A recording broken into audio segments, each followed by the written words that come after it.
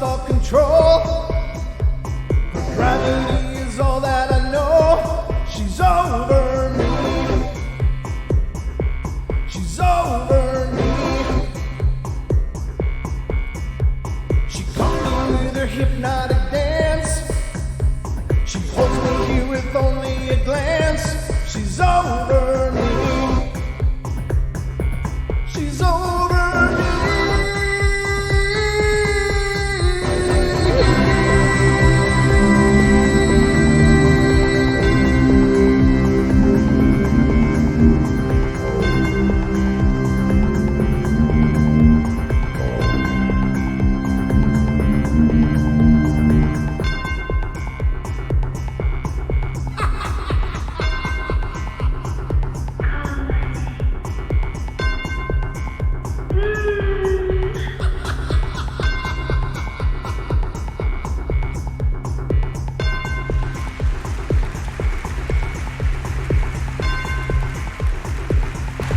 Ladies and gentlemen, welcome to the Paranormal Portal Bedtime Stories From Beyond. I'm your host, Brent Thomas.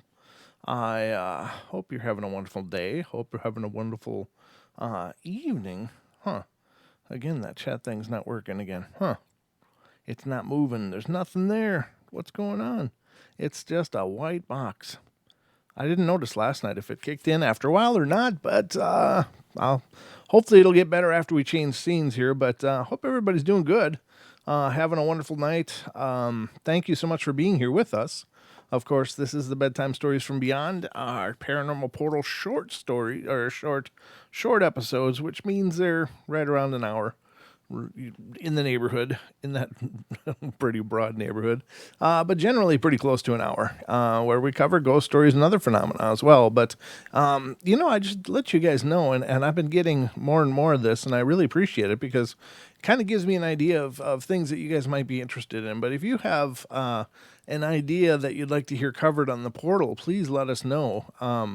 We love to hear what you guys are interested in, and if there's a show in particular that you'd like to hear us at least go over, at the very least, at least some subject matter in part, maybe not a full episode, but you'd like to hear some approach covered or some piece of information covered that we haven't yet, please let us know, and you can email us at paranormalportalradio@gmail.com. So, along with any paranormal stories you might have or whatever that you'd like to share on the show as well. Good to see everybody. We also would love to have you call into the show, if you don't mind.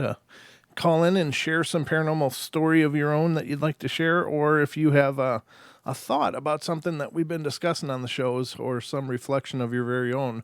It's a great opportunity for you guys to speak out and be a part of the discussion. We love the participation. It really makes the show so much more when you guys are included in that discussion. So please, by all means, join in. Tell us how you feel. Tell us if there's something we've talked about, either on this show or on the podcast, that you'd like to discuss further. I'm all ears. I just do what I can to plan out shows that I think you're going to enjoy, but if there's something more you'd like to discuss or have discussed, let us know. Become a part of the process. That's all a part of this. We are a community. The Paranormal Portal is a community. It's not just the Brent Thomas show. It's all of our show, and it's your show as well. So tell me what you'd like your show to be covering. But I guess we're getting all ready here. I hope you all are ready because, well, it's time for bed.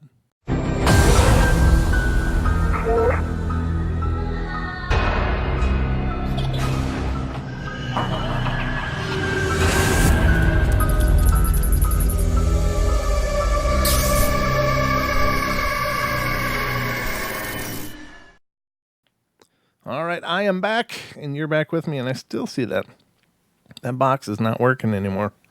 I don't know, something must have happened. Some kind of code must have got changed on the internet, so I'll have to figure that out pretty quick, but that's rather annoying. It's an ugly gray anyway. It's like this stupid box underneath there. It has some kind of text in it. What the hell does it say? Can't really see what it says either. It's like micro font on my screen. But anyway, sorry about that, ladies and gentlemen. Obviously, we have technicalities that I still got to work out on the show. I wasn't even aware of that. I noticed it yesterday, but I didn't, I guess, check back to see if it was functioning normally or not. But that'll be on my to-do list for sure for tomorrow. And be sure to tune in tomorrow, of course, because that's Don will be here with me, and it'll be our 2-hour show, which will happen tomorrow night on Wednesday night. Again, 7 p.m. Pacific Standard Time, right here on our YouTube channel. So we'd love for you guys to be a part of that. Always something happening on the portal. We're always having a good time. Oh, got a message from a friend, Victoria, says, have a good show. Thank you, Victoria. I don't know if you're listening or not, but I appreciate that. So I'll just type and say, thank you. That's such nice encouragement. We're getting so many cool messages lately. People talking about how they just stumbled on the podcast. They love the show and, great feedback. Sometimes we get some crappy feedback, but it's very rare. Most of the feedback I'd say is 90 to 95% really positive. Then there's that other few percent where, people decide that they're going to be dicks, and that's, it happens. It happens, but that just means that the show is growing because obviously we're appealing to a wider and wider audience, and we're bound to hit the dick zone every once in a while. We're just gonna, the more people listening, there's a bigger percentage that one of those people is going to be a dick. So it happens, and that's okay. It's part of the growth, and I just figure it's part of quantifying our growth, as it were. So anyway, God, what was I going to say? I was going to say something else before that, but I forgot, which is okay. I got a busy night yet after the show that I still got to go do a bunch of things. So, it's just the life. It's the life and times, I'm telling you. But I'm not complaining, ladies and gentlemen. I wouldn't dream of it. Okay, so let's get to some stories. Anyway, I got some great stories lined up for you guys. Hope you'll enjoy them. Oh, this is interesting. This one's part 2. I don't remember part 1, but I guess there must have been a part 1.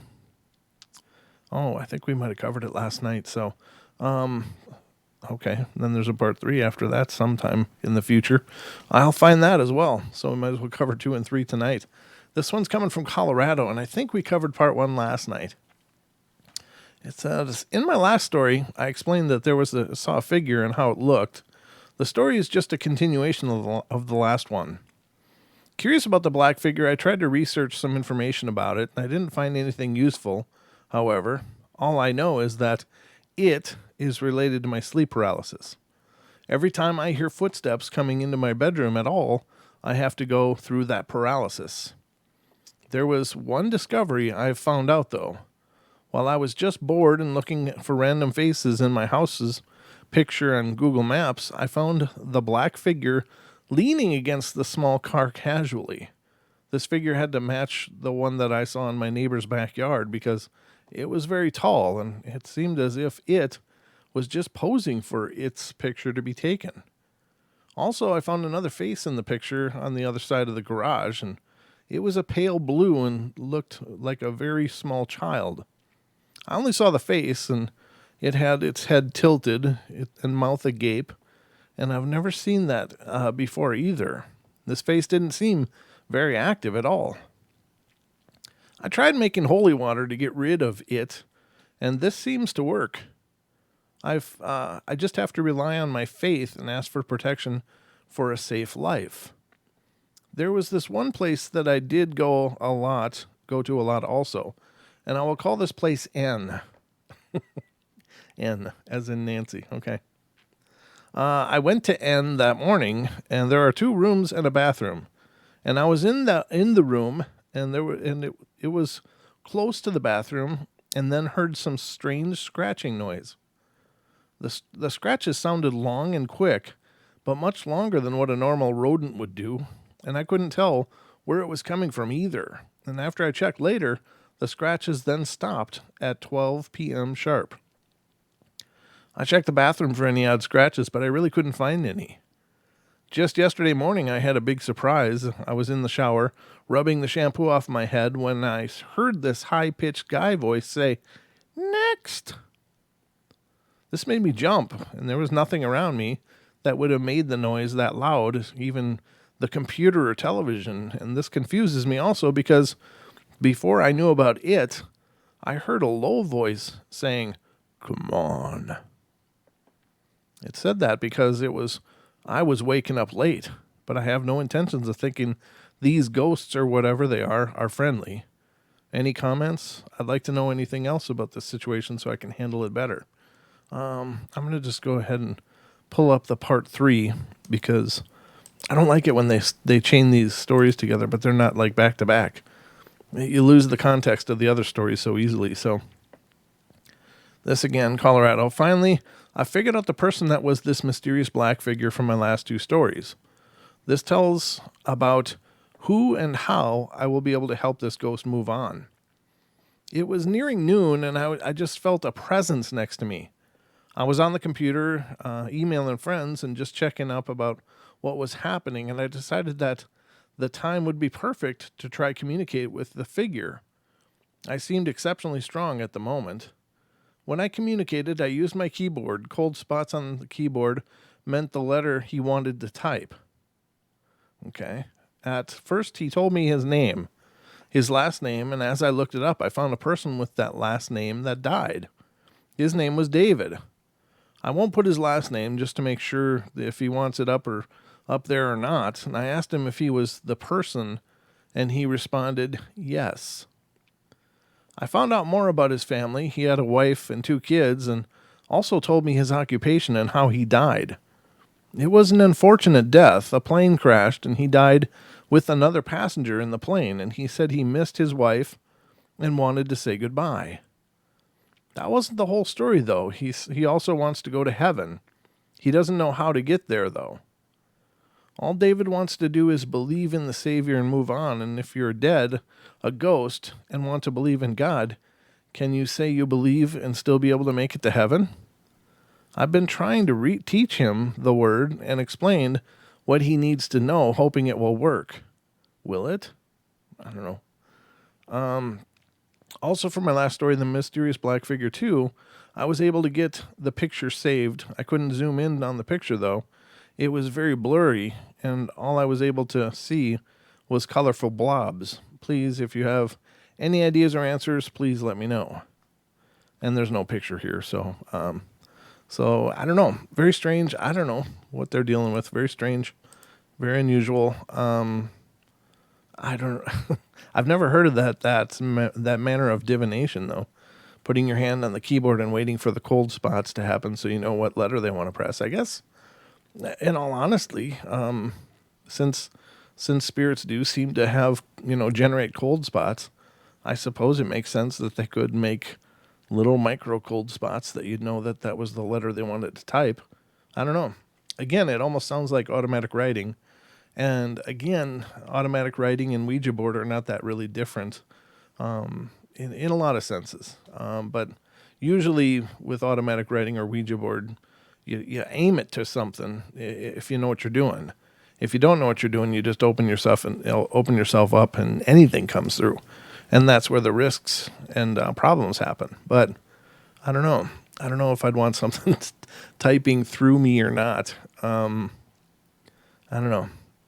I'm kind of on the fence about that, I guess. But interesting stories nonetheless. Chat is disabled. That's what it says. Huh. Okay. I didn't know that's what it says. Okay. Well, it's not disabled on my end unless, and the only thing is that it could be, I don't know. I guess I can look at this. Why the hell would chat be disabled? That's very strange. Is there anything that might have been on here? I don't know how it would have gotten disabled. I'm looking at the chat settings and I don't see anything saying disabled. That is very strange. Huh. I'll have to look into this, ladies and gentlemen. I am sorry for just the plain gray box, but it's kind of redundant anyway because I don't edit these episodes, so I don't lose the YouTube version of the live chat. And that was the motivation for putting in that chat box underneath, was because if I ever had to edit a video, I didn't want to lose your guys' participation. The chat to me is a big part of our shows, and it was a manner for which to preserve that if I did have to edit the video stream in any way. Because once you do that in the video editor on YouTube, you lose all that participation. So I created that chat box in the frame so that it would still be there if I did have to edit. But I just don't do it anyway.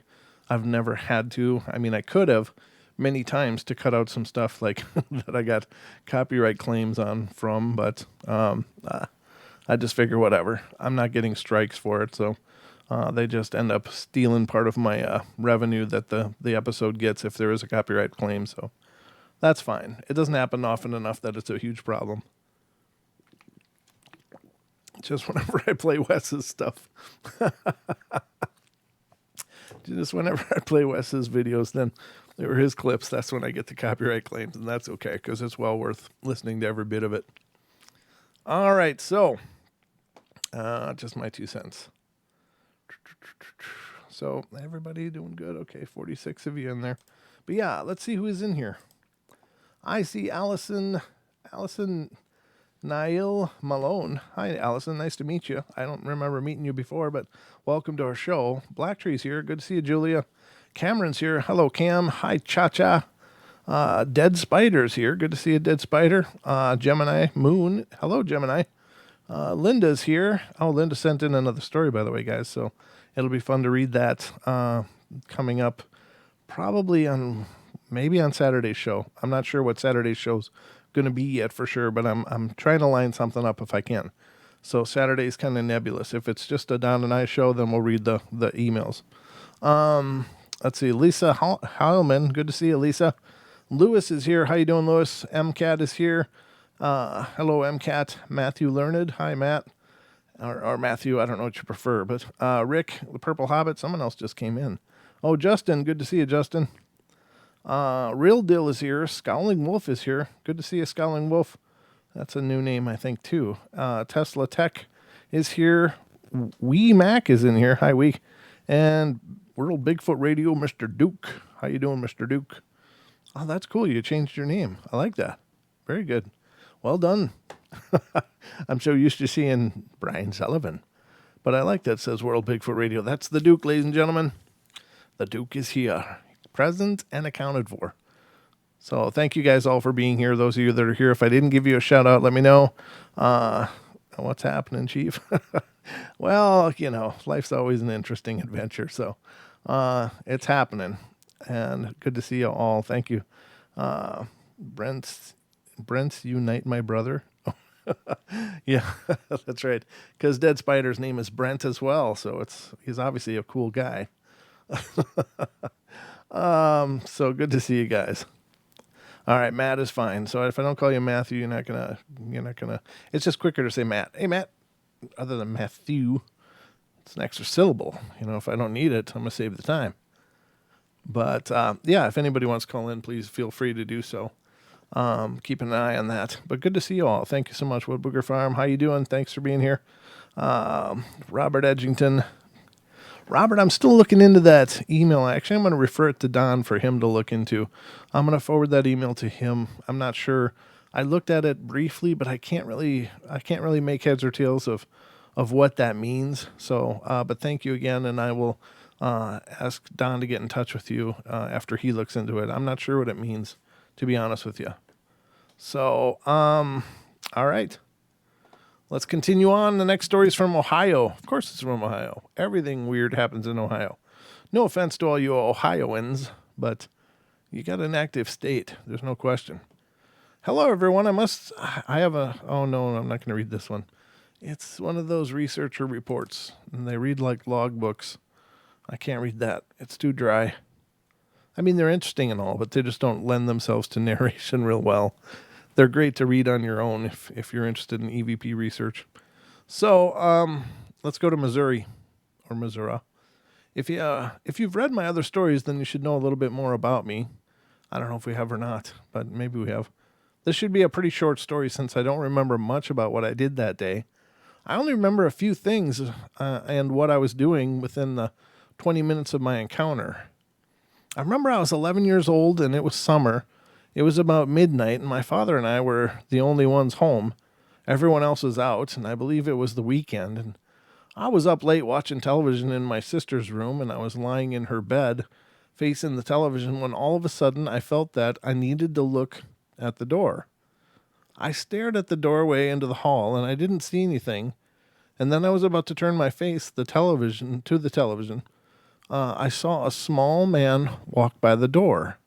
He was about 5 feet tall and he was overweight. He was bald on the top of his head and he had a disgusting look on his face. He walked past my sister's bedroom and into the hallway. Well, I was so afraid I didn't want to move.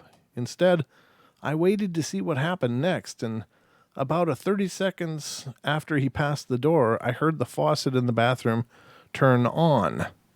I waited about 20 seconds before I jumped out of bed and sprinted down the hall into my dad's room and jumped on his bed, literally.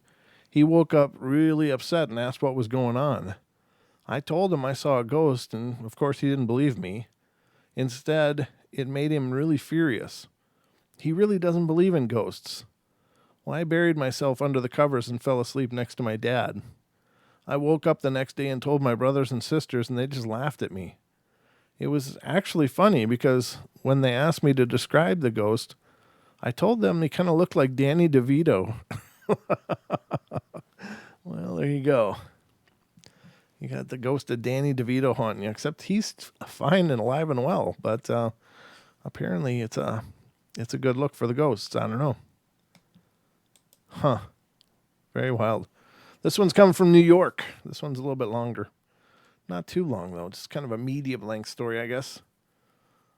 So it all happened one day. Not exactly so sure of the exact date, but we just picked up some new furniture that a friend of our family's was giving away. Later that day, we put all our old furniture downstairs, and the furniture consisting of a couch and a chair belonged to my grandmother and grandfather, and both passed away many years prior to that day. One of them must have gotten really angry because we did that because out of nowhere, a shelf in the living room collapsed. Mind you that my dad is a contractor, so that shelf was extra supported. Odd? Well, it gets creepier. Breast cancer has run in my family for decades, and the fact that is what killed my grandmother anyway. My mother went to have her exam at the doctor's, and after the x-ray, they had her wait in the waiting room, and they said they may have found something. Out of nowhere, the radio on the speaker in the waiting room began playing Louis Armstrong's What a Wonderful World, the song that my mom and grandfather danced to at her wedding. She swore that she felt someone holding her and that she could smell Old Spice cologne, which is what my grandfather always used to wear. Let's be realistic. How many guys go to those doctor offices? And, there's more to come. When I was waiting in the waiting room at the hospital, when my other grandma on my dad's side was in the hospital for pneumonia, we weren't sure if she would even make it. And that same song, What a Wonderful World, began to playing in the nurse's station, and I began to smell Old Spice cologne. And I knew that it wasn't me because I hadn't put on cologne that day. Just like my grandfather I am an avid bowler around my state. One tournament in particular changed my whole outlook on the sport. I was well over 219 below pace, and I was kind of upset. And behind me were my mother and aunt and daughters of the grandfather that was mentioned above. And all of a sudden I hear the song What a Wonderful World by Louis Armstrong, and it was particularly loud. So I asked my mom to ask the front desk to please turn the music down, and she replies, "There's no music playing at that point." And I thought I was insane. But then when I had my hand in the ball, I felt more comfortable than ever and shot final games of 252 and 212 to place fifth, whereas I was going to be the very last. I guess the question is, was I scared? No, if anything, I felt like I had an angel that are watching over me. Wow, that's really cool. I just broke a fingernail. I don't even know how I did that. Huh. Sorry, folks. I got a real snaggletooth thumbnail now all of a sudden. I don't know what I did with it. Just next thing, suddenly it was just pointing up. Like, that's not right. So, sorry if this is rude. I'll mute it just a sec.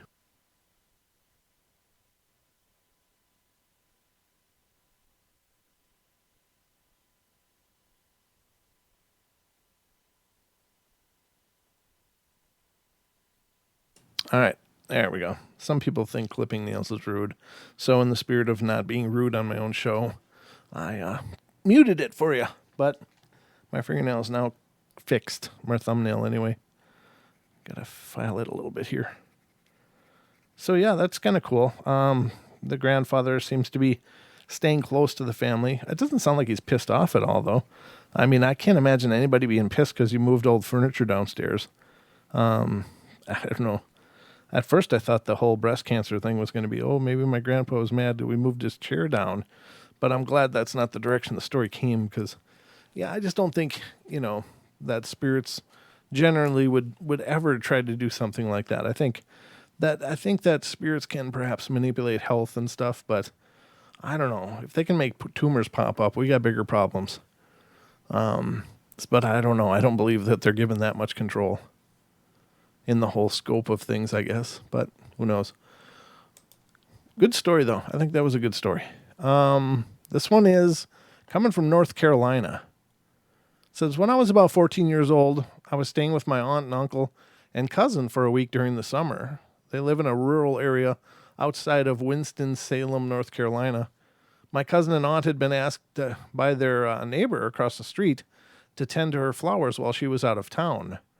Now, my cousin lives down a long dirt road, and at the time, it's paved now, but it was dirt at that time.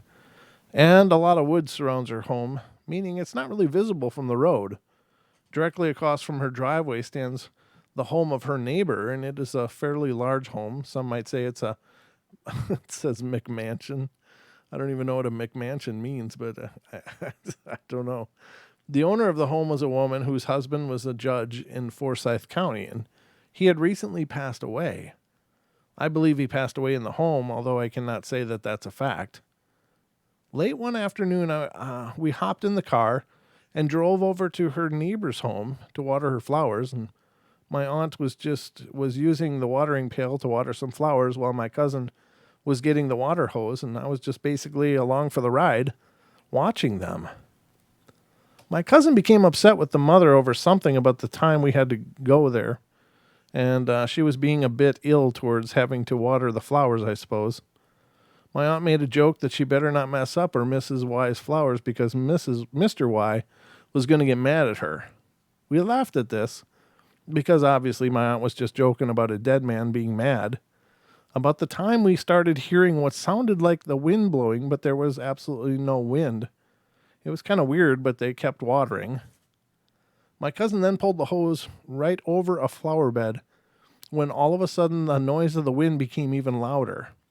It was a very eerie feeling, and my aunt got scared and told us to drop everything and get in the car. So, of course, we ran and jumped in the car, and my aunt took off, and we parked in the back, and when we came around the side of the house, I looked to my left in a large picture window on the home and saw what appeared to be a large blue glowing ball of light. It was there for a good 15 seconds, about as long as it took to get to the end of the driveway. I was in awe and couldn't say anything but, oh my gosh. Then I told my family about the light and neither of them saw it. I'm sure of what I saw, though. There was no one home. No television on, no lights, and it was daytime. My aunt later told me that she just had a feeling of someone watching her, whether it was a ghost or an actual person. She just felt we needed to leave and that it was possible that it wasn't safe. We returned with my uncle after telling him what had happened and brought along his shotgun just in case, but there was no sign of anything or anyone. The house was locked up and there was no one on the property, so we left. Just about a month ago, I was visiting my cousin when she brought up this situation, only to tell me that the home had been broken into recently, and she said that a police officer was walking around the outside of the home, looked into the big picture window, and saw a bright blue ball of light. The home had since been sold to another couple, and who were not home at the time of the break-in, and the police were dispatched and by their home alarm system, so there were only 3 officers on the property, and the officer had told what he saw to my uncle in hopes that my uncle could explain why this light had been seen, possibly that the couple leaves the television on or some other kind of light in that room, but my uncle had no explanation to give. I'd love to go back to this home now that I am older and not afraid, but I would love to find out what this blue light was and see if there is any other activity that goes on there. Wow, that's creepy. So spirits sometimes do become orbs, but if it's a huge ball of light, that would be really unusual. Normally, the orbs that are believed to be human are like the size of a ping pong ball. Sometimes they're a little larger, but when you're talking about a huge ball of light, that's pretty impressive. That's not real common. We do hear about large balls every once in a while, but normally they're, ping pong ball size, I guess. That would be the most common size that I can recall hearing. I do hear them like softball size, but when you're talking about basketball or larger, then it's like, wait a minute. I've heard of what someone believed to be a demonic presence being like a huge beach ball size orb, but I don't know. Very strange. Okay, so let's see what time we got. I'm sure not much time has gone by yet, just 31 minutes, so we're good. Got a few more, and then we can open up more if we need to. Yeah, this one's real short. So this is Maryland. This story is about my friend E and my story. A while back, when we were 8, my mom would take us places. Excuse me. And I don't remember where we went that day, but we had to meet at my mom's childhood house. When we were all there, Mom was doing something downstairs, and I asked E if she would like to see the attic. And she said, yeah, and we went upstairs into the attic. We looked around a little, and I ran down the stairs and closed the door on E. I know that it was mean. E was startled, but before she could run down the stairs, a ghost came up from the window. E said it looked like an old-time nurse holding a needle with green stuff in it. Jeez. E ran down the stairs yelling for me to open the door, but I didn't. Mom heard the yelling and came upstairs and told me to open the door, and I did. And E came out running, and then she yelled at me to close the door. I did. When we were in the car, E told me that and my mom what had happened. Of course, Mom was mad at me for closing the door on her, but it was still worth it. It's just so wrong. There was another story in that house, and there are 5 feathers. The ones you wrote with a long time ago. And anyway, there are 3 brown feathers and 2 white ones. And I've heard from my uncle's wife that she would find 1 feather on the floor. And I never saw any feathers on the floor until then. I went to the house it says ones, but I think they mean once, because my cousin was there for the weekend. So my brother and I spent the night, and the next morning I woke up. I always wake up first because I get up early, and I went into the living room and saw on the floor a white feather. I went to pick it up when I saw 1 feather missing and the other white feather. I looked around for it, but never found it. Well, I wasn't worried about it, so I put the 1 white feather back where it goes, and the whole thing left my mind. Later that morning, I saw my uncle's wife put the feather back, and then I looked at the other feathers and saw both white feathers there, and I asked her where she found the other white feather. She said it was on the floor when she came in. That kept up for a year. We even named the ghost Feathery. I think there was a ghost in each of those stories. Do you? I don't think it's a different ghost necessarily, but I don't know. It's possible. Always possible. This one's quite a bit longer. I need a drink for this one.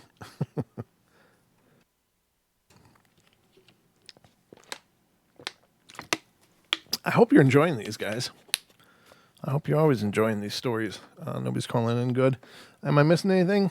Anything been going on I missed? Nope. I don't see my name having been called in the chat, so looks like we're good. Julia's always on point with that number. Thank you, Julia. Good to see you, by the way. We missed you the last few days. It's good to see you back. Hello, Nellie. When my mother-in-law passed away at my house, I was the primary caretaker of her. The morning after she passed, myself, brother-in-law, and sister-in-law saw an orb. It was around 6 inches round, and it was white. Wow. See, that's a good size orb. That's pretty huge. Yeah, thank you, Rick. I appreciate it.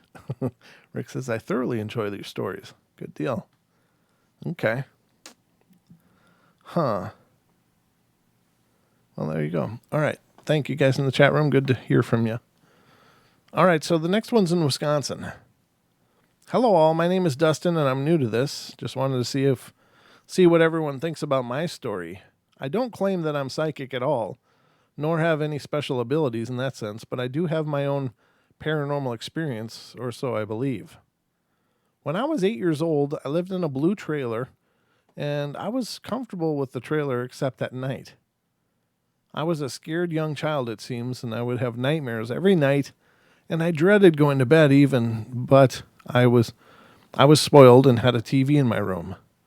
So I would stay up late and just watch TV until I gradually fell asleep. Some nights I would stay up the entire night because I didn't want to go to sleep. I was a typical young kid, afraid of nightmares, but the trailer seemed to have a different feeling at night. Not like I'm just scared of the dark feeling. It was really just hard to explain. That's kind of like that hunting cabin in Coloma. In the daytime, it was just a beat-up cabin, but at night, it was like a blanket of thickness just came over it, and it was just really foreboding. It was a whole different place once the sun went down. So, see, my room was at the very end of the long, dark, narrow hallway that leads to the living room, and I would stare into the darkness sometimes really hard, concentrating for what reason I'm not sure. Maybe fear, or maybe curiousness, but I couldn't look away, and it was a long time ago, and it's hard for me to understand why I did that now being older. And then what I saw was a reddish, orangish, dotted figure. Yes, that is what I saw. A perfect figure of a man made out of reddish, orangish dots walking towards me.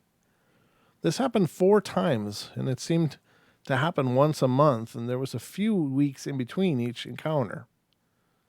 Every time, right away, the hair on my neck would shoot up, and I would get a chill, and as I was scared to death. What I did was, since I didn't want to sit in my room and see what he would do or what he was going to happen, I closed my eyes and ran straight through him into my parents' bedroom. I didn't bother to tell my parents. I just thought I was crazy, and they wouldn't believe me. It says the most memorial time. Memorable, maybe. I don't know. Sometimes I have to decipher these things. The most memorable time with these experiences was the last one. I saw him again, and I did the same thing. I tried running through him into my parents' bedroom, but this time I tripped on top of him. When I felt I was barely past this figure, and I couldn't see it anymore, but then I tried getting up and I couldn't. It felt like I was being held down. I could have been fear that kept me from moving, but I swear I was trying to run for it. I took a little while before I stumbled further, a little more, and was able to get up and run. Then it never happened again, and I always slept with my door tightly shut. I never looked or concentrated on the hallway again, and it seemed to stop. I was just wondering if anyone else has seen this type of a figure, a reddish dotted man, because I've never heard of any stories of this type of entity being seen. I'm really confused thinking back on this, and am curious now to what it was all about. Also, does anyone have a lot of nightmares when living in somewhat haunted house? Like I said, I had a lot of nightmares in the trailer, and the next house I moved in was one of the oldest houses in our town, go figure. It seemed like that house was haunted as well. I always heard footsteps, the unusual stuff, and my mom even said she saw a figure of a man standing at the door one night. Even at this house, I had a lot of nightmares, but only occurring in the upstairs part of the house, or the basement, which almost always is the same one, with me walking upstairs or basement when something just grabs me out of nowhere. And I hear voices and screaming, and it gives me the chills just thinking about them now. I never had a nightmare occurring on the first floor of this house And that is where I really felt the most comfortable. I even slept in the living room for a long time as a child in that house instead of my own room. I just am looking for feedback. Hopefully I'm not crazy. And these are my experiences, and this is my first story written, so I apologize if it's bad. Um, I just I think I just hit two houses with spirits in them, and now that we moved to this new house, I rarely ever have experiences. Never about the house, and I have had no spiritual encounters or appearances that I am doing well now. So thanks for reading, and any input would be appreciated. So a situation like this, I think the person focusing so hard and so long on this hallway, which was just, a blackness. They couldn't really see the living room by the sounds of it. It was just this corridor of blackness. They may very well have just manifested something. They may have just been so afraid of seeing something that all of that fear just projected into a form. I really think we can manifest things. I really think that we have the ability to create. And who knows if anybody else was present, if they would have been able to perceive any of this. But it seems that, at least for the kid, this was very real. But I think it was just supercharged imagination, fear, coupled with being dark and already having nightmares.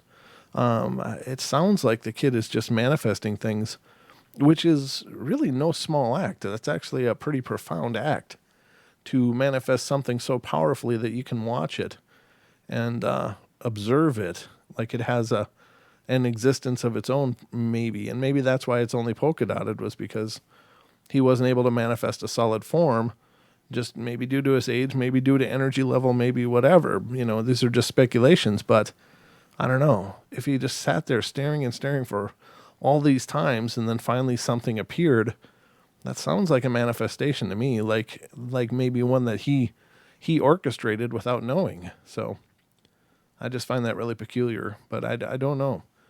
I don't know. Without knowing these houses and stuff, there's no way to know for sure. Just a thought. But I think we are incredibly strong beings. We really are. We just don't know it. We just believe we're having this human experience, and by believing we're having a human experience, we're limiting our power, so to speak, our ability. If we believed really thoroughly that we were these cosmic beings having a human experience, then we would become more powerful. But we believe that we are these humans trying to have a cosmic experience. And so we're kind of coming at it backwards, and it's no wonder why we feel like we're weak and alone and scared and afraid. So I don't know. I think it's all about perception. If you believe you are powerful, you are. And it's not that you're creating that. It's just that you're acknowledging your birthright. So just my 2 cents. Again, I got a bunch of ideas and opinions. I don't know if any of them are right or not, but they are mine. So let's get to the next one. This one's Massachusetts. Let me look at the time. A mirror effect. Yeah, exactly, Jane. It's a mirror effect. Huh. Yeah, we got it's at 43 minutes, so one or two more. How long is this one? Yeah, another one after this one. Let's see what this one is. Massachusetts. My name is Ashley, and I'm 13 years old, a girl living in the city of Massachusetts. A city in Massachusetts, rather. All my life, I've encountered paranormal activity, and you could say that I'm a rather nocturnal person, and I'm greatly interested in spirits. I know quite a bit on spirit guides, spirits, ghosts, and demons. I know when a new spirit guide comes, leaves, who they are and what their names are. Oh, okay. So they know this person is aware when they have spirit guides come and when another spirit guide leaves them. Okay. Even knows what they look like and what their age is. About a year ago, I met a dead boy named Alex, and I'm not sure if he would like me to use his full name, so I'm not going to, but wherever I went, I always knew that he was there. After a few months of being with him, I got to know what his name was and what he looked like, and later on I met a boy, and I'm going to call him Jay, because I don't know if he wants me to use his name or not. So I met Jay over the internet last summer. Now we've become We've known each other for a year, and after months of getting to know each other, I found out that he had a similar interests and knew a lot about spirit guides as well. Jay is 2 years older than I am and never asked me for personal information. I asked him to do a seance to get in contact with Alex to get more information on him, and he did. 2 nights later, I remember him talking about how he didn't actually get Alex himself, but his spirit guide to talk to him about who Alex is. His old spirit guide was named Alfred, and Alfred told him that Alex was someone who lived in the 1600s and that I was a spirit host. I got 2 names for people under Alexander, last name, Ashley Kennedy and Ashley Renee. And he felt more for Ashley Renee, and he was right. He told me about this experience with Alfred 2 nights later. A few months later, Alex had a rather violent turn.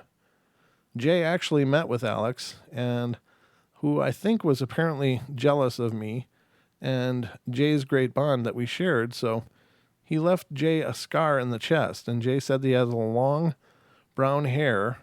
He has long brown hair and was dressed formally, and he also said that he hated women. Well, this scared me. What he explained was exactly how I imagined Alex to look like. Long brown hair, blue eyes, early adult teenager. This year I have come to realize that Alex is a demon, but not a bad demon. What? He's hurt one of my dearest friends, but I only think it was because he wanted a bond like that with me or something of that matter. Although he says he hates women, I think he just hasn't had bad experiences with them. Okay. Throughout the year, I've been hearing things sounding like someone serenading at night for me, and I've had dreams of him contacting me, and I believe I know how he died. We share an interesting bond, which is always breaking and coming back together, and I've considered... What? I don't even know if I can continue reading this. This is just too much Twilight crap for me. I've considered dying for this dead person, but second thought it. Oh, come on. Ugh. I've tried to talk to him through Ouija, but I'm not sure if it was him or not, and I think that when I die, I will continue on with him forever, blah, blah, blah, whatever. I'm done reading that. That's trash. God. Seriously, people. All right. I'm pulling up something new. I can't read that anymore. That's just terrible. Everybody wants to have a Twilight. And if it's not going to be vampires, it's going to be ghosts. And I don't know. Yeah, take it or leave it, ladies and gentlemen, but I'm done reading that one.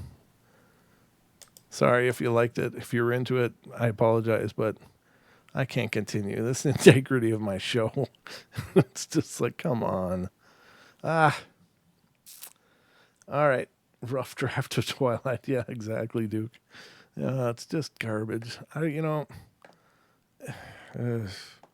Do maybe spirits want to keep people with them? Yeah, but I don't think it's a pleasant experience. I don't think that they're, trying to romance young teen girls. I don't think that's what it's all about at all. They just try to get people to feel like crap and hurt themselves, They're not Edward Cullen in ghost form. Yeah, it's usually not a really pleasant. So there you go.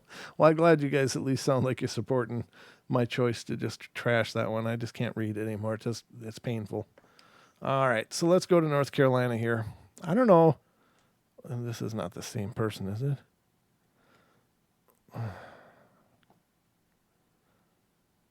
don't know. No, I don't think so. Okay, I think this one's legit. It's pretty long, though, so this will probably be the last one we'll read. I don't know why on the last story submission I made, I was thinking I had no more tales to share. Lack of sleep, new motherhood, I suppose. I was rummaging through my desk drawers, found a picture that reminded me of all the things that had happened when I worked at the Uptown Rose. It was by far the favorite place of all jobs that I had had, bartending and managing the place on some nights, but unfortunately, due to the state of the economy, the place closed down. I know it's supposed to open back up in August, but who knows if it will happen. We'll call my employer Missy for the sake of protecting her identity, and I'll change the names of other employees as well. But Missy designated the building, designed the building rather, and it was built in a decrepit building that was originally Rose Gin Company. There are old pictures of all of Henderson in that restaurant, sorry. Even of the restaurant itself, when it was Rose Gin selling and caring for horses.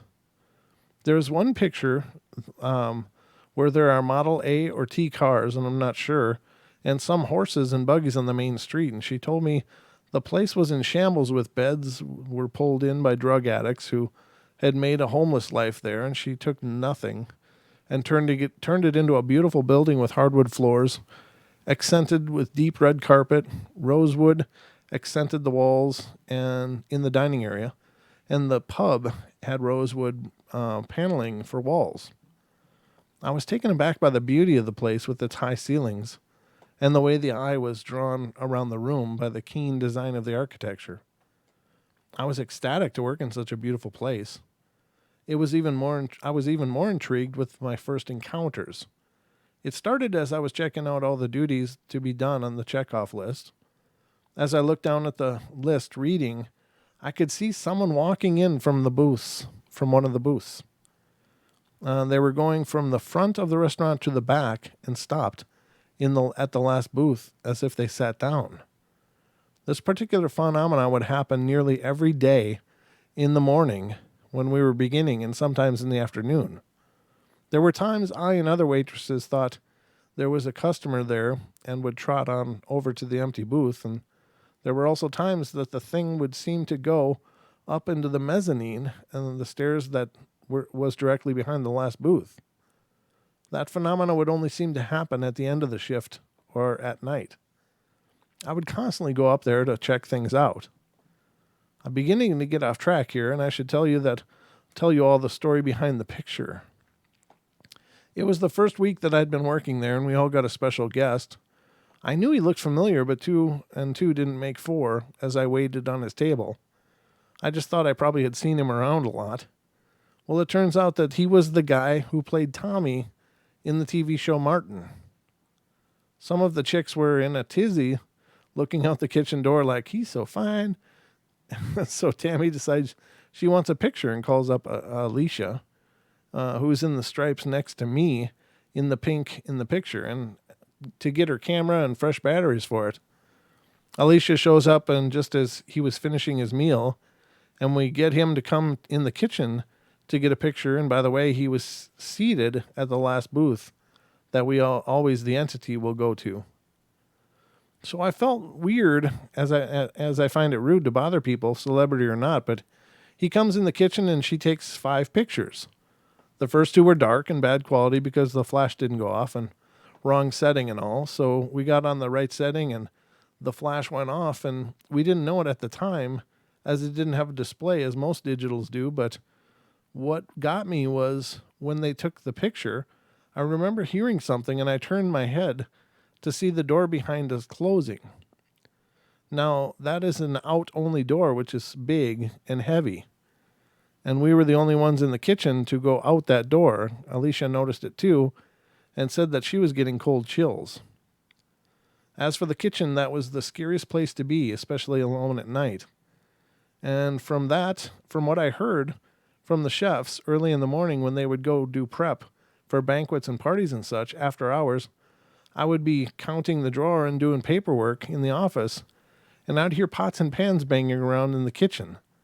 Sometimes it was like someone cooking with bigger utensils, and sometimes I would literally think someone had broken in and was making a ruckus about their thieving. I called the cops once in the beginning, only to be embarrassed, as I had locked myself in the office until they arrived and there was nothing out of place. I was the only one brave enough to walk through that kitchen at night to get to the office, and I would get the most horrible feeling of dread, but something in my head always told me, don't run, don't let it know that you're frightened. I pretended I couldn't sense it. Another thing that would happen there is the banquet room. You would sometimes hear singing. While doing rounds to be sure that it was locked up after a shift, I would often go in there thinking the radio had been left on, and also the door would seem to unlock itself, even though we were positive that it had been locked. I tried this myself a few times, thinking that maybe my coworkers were to blame. I thought I would look at it at the beginning of the shift. Granted, we weren't using the room at the end of the shift, and I would sometimes be unlocked. Well, there it is, all I can really recall for now. I feel like I'm leaving something out, but if I am, I'll write another story for another day. So they did include the picture, and let me pull that up so you guys can see it. What? Something else is changing. I don't know, my computer must have updated or something, did something stupid. But let me do this. Let me pull up this picture. There it is. Okay, so let me get this up on screen, and you guys can see that the kitchen area that she's talking about. Here's the person writing the story, and here's the other people. But here's the actor that played Tommy on Martin. Martin. Sorry, I couldn't resist. But that's the wood door, I guess, behind him that seemed to close as the photo was being taken. So, very cool. I don't know.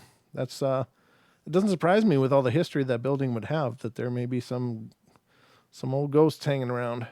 All those old buildings have some kind of ghost. Usually, I think usually they're kind of dormant, but very wild. So, I just wanted to share that with you. But how we doing now? I think that's going to be it. We're at about the 56. You never seen Martin? Julia. What the heck? It's a TV show. Martin Lawrence did a TV sitcom. It was called Martin. It was pretty funny. Pretty good show. I used to enjoy it back in the day. That was like, what, the 90s? I don't even know when that was. I think it was the 90s. That's a long time ago, but yeah, it was pretty good humor. Anyway, I guess that's going to wrap it up for the show. So, hope you guys enjoyed the journey. Good show. Thank you, Digger Dog. I appreciate that. I feel like my energy is really low, but I've been trying to pace myself all day long because I know I got an incredibly late night ahead. So, I just actually woke up from a nap like 20 minutes before the show. So, I feel like I'm dragging my tail. But anyway, thank you guys. I hope you did enjoy it for what it's worth. I love you all, obviously. You guys are amazing. Thank you so much for being a part of the Paranormal Portal and spreading the word. Watch out for the new podcast dropping tomorrow out on Pandora, Spotify, iHeart, iTunes, etc., Chatbox. You name it, you'll find the Paranormal Portal there, I'm pretty sure. I think there's only a handful of podcasting apps that we don't appear on, so we're pretty much everywhere. But it's a good show tomorrow. Don and I recorded it. It has to do with UFOs. Some sightings going on around the U.S.